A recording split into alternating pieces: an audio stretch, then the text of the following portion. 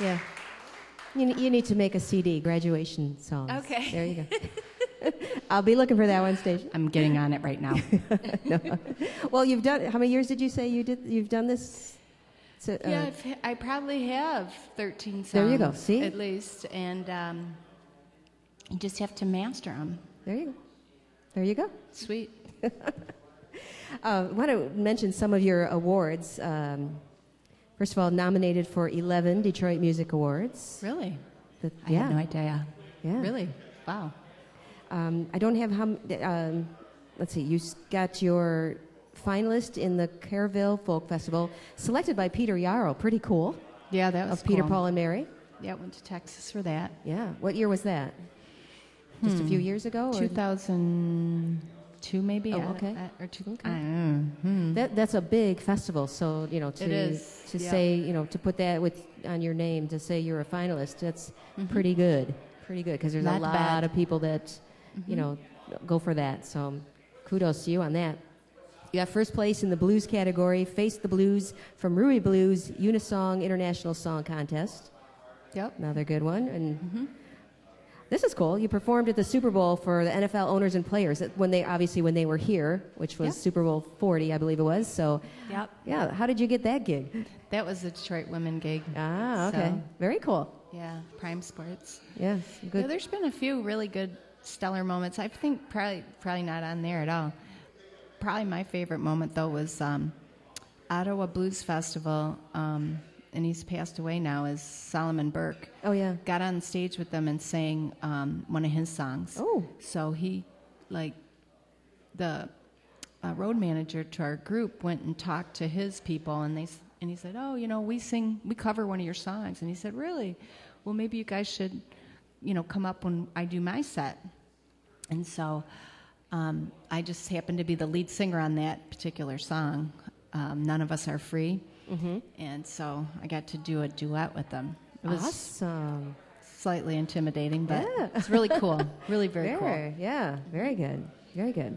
Well, in fact, that reminded me of something from one of the questions on the Pam exam. So we're going to do the Pam exam here. Okay. I'm very scared. I'm you were biting sitting my there nails. when I was when Audra from the last hour was playing. So you may have heard some of these. I don't know how closely you were listening to the questions. I was listening, and I was tabulating my own responses on a Scantron. All right, Stacia Petrie, what is the first record you ever bought? Definitely, it was Don McLean, American Pie. He had his thumb, and it had the American flag on it. Yeah. Because I still know every single word to Bye Bye Miss American Pie. That's a long song to know and remember. And it didn't matter that it was long. I knew every single word. Do you play it too? No, I don't play it, but I probably could. I just never really learned it. So you just want to sing the song without the music. With the radio. Record, I like singing. Nothing wrong with that. Sometimes you just got to put the guitar down and just do your singing. In the shower. In the shower. I was gonna say, that's a good question too. I should ask musicians, what is a song you would sing in the shower that obviously no one's listening to you or whatever, but.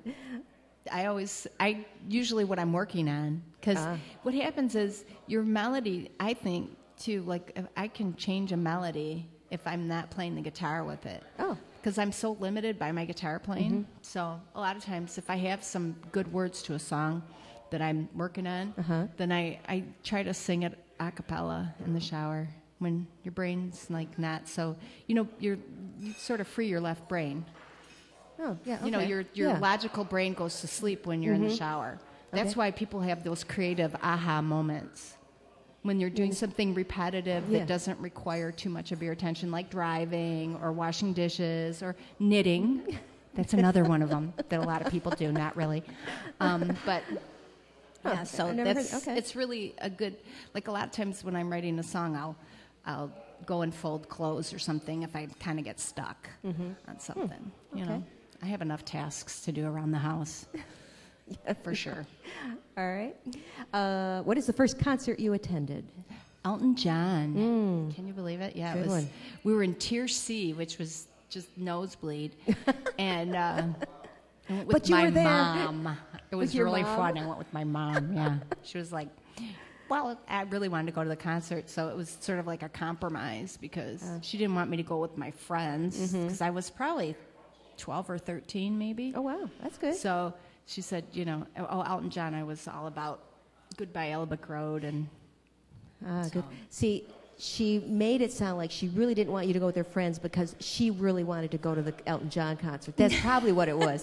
I actually don't think she wanted to go very much, but she was quite benevolent and went with me. That was really one of those motherly sacrifices of many that she made that you really appreciate after you have your own children. Yes. What is in your fridge right now? We got 2 kids. My fridge. So anything probably unusual a lot of in there? string cheese.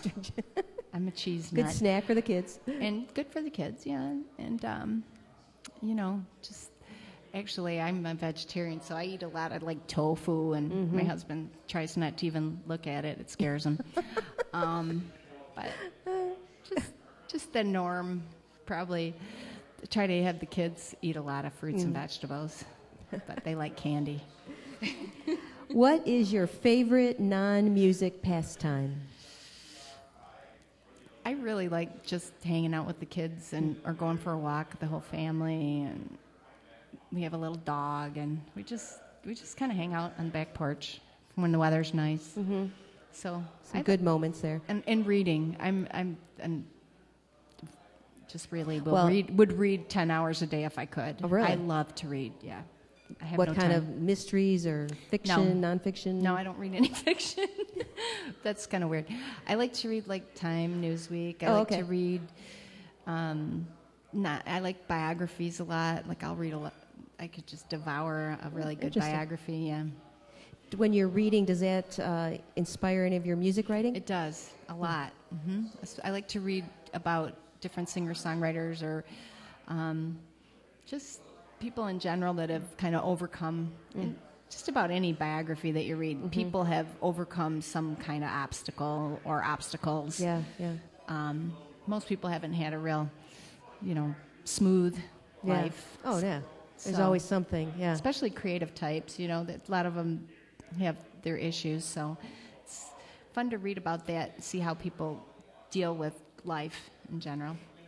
And it seems like a lot with the creative people, like the musicians, the painters, the writers, whatever, that's an outlet for all those issues, that... Absolutely. Yeah. It's a good... I kind of think of it as my mind... I'm kind of a warrior, and my mind runs laps. So it's better for me to not put in the little hopper there something I'm worrying about, better to put a song in there. And what I do is that's how I work out a song that I'm writing. Okay. And I just kind of keep it in there. So if I find myself worrying, I go, oh, but what about that song? And I get real excited about that and think about that instead, because it's just a lot more productive.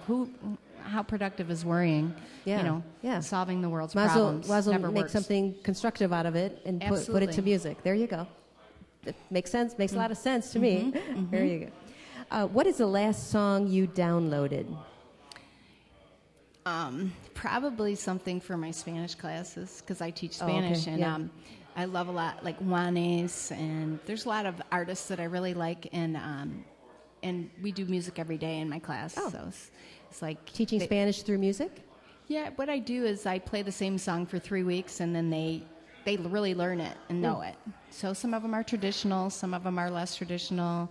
I try to fit them in with our other grammatical vocabulary concepts that we're working on at the time. Interesting. But it's funny how the kids tell me after they've graduated years and years later, that's what they say was the best thing about my class was the music. That to me, that makes so much sense, because it's a song you can remember, especially if there's a melody, you can remember the words that go to it. That's ingenious. I don't know if you came up with it or whatever, but I actually did it because I learned some things about music. I was doing it for a while, and then I did find out that music actually lifts your mood, obviously, because depending on how many beats per minute it is, your heart tries to approximate your beats per minute.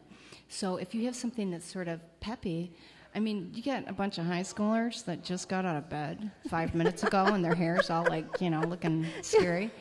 And, first hour, seriously, I feel like I'm talking to myself sometimes. Like, I'm like, hello, is anyone out there? That's funny. And so, you put on some, like, snazzy music, and it actually makes them wake up, and it puts people in a better mood. It releases, there's a lot of really good science behind using music in the classroom. So, I mean, I didn't make it up. Sense, I just try to utilize what I learn, so make my class. Nothing worse than first hour. Yeah, it's for me mostly. Puts me in a better mood. If I got to sit here and try to wake these kids up to learn something, I might as well do it the way I'd want, feel better about doing it. Yeah. Why not? It's fun. I dance around. They look and they go, "Oh my gosh, look at her! She's dancing around. She's so embarrassing." But you know what? You're probably considered one of their favorite teachers because they're learning from it. Yeah. Probably not, because I give a lot of homework. Oh, well, second thought. Yeah. All right. If you could have any one person in your band, and they could be dead or alive at this point, who would it be? I would love to have my husband in my band, but he won't be in it. Why? He likes to have his things separate and my things separate. So we write music together, but we don't really perform together. Interesting. But he's definitely the guy. Like, he just really can play anything and has a really good taste about what he chooses to play and not play. So. Did you meet him through music? I did. He actually subbed for my guitar player who was in jail. And that sounds like a whole other story. Yeah, it was a long story. Yeah. Oh my goodness. That was actually in, let me think what year that was, 1993 or 94. And we had, somebody was at the gig that night, recorded it on a cassette tape, the old technology. And so I still have the cassette of the night that I met him and that we played music together, so it's pretty funny. Cool. Can't play the cassette too many more places if people have cassette tapes. But yeah. Exactly. You got to really hunt down a cassette player. That's but cool. Very cool. I still got the tape. Stacia, what is you may have answered this already, but what is your most memorable music moment? That's probably, it was Solomon. Yeah. It was like one of those moments, and they actually videotaped it, so I got to relive it by watching the. Although this past summer, or no, not the summer, 'cause it's summer now, in the spring, Discovery Channel videoed Motor City Women over at Rochester Mills. They were doing a thing on Detroit and at the resurrection of Detroit and everything. And so that was a really cool moment, too, because I don't know, I guess they're going to released that in August, but that was a really cool thing. Yeah. And I have one more. Seeing my name on the satellite radio when they played my song. Oh, cool. You know what I mean? Yeah. Oh, because it strolls across. Yeah, scrolls the first time your name it and was song on time. Thanksgiving, or the day before Thanksgiving 2 years ago, and my song started playing, the first one that I played today, and I was floored. Oh, cool. Yeah. Obviously, you were in the car. I was in the car with my... Did you have to pull over and just take in the moment? My husband was driving, so I got to just scream and be crazy. And he's like, I'm trying to drive. You know, stop it. Like, wow. Oh, that's cool. That is cool, yeah. But he's used to that. They play his music all the time. But all right. So your first one, yeah. Just let me enjoy this. You just keep driving, yeah. Yeah. Well, that is cool. Very good. All right, one final question. Stacia, if you were a spice, what would it be?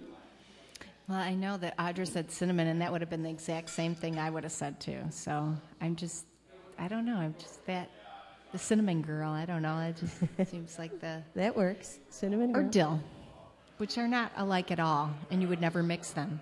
But I love dill.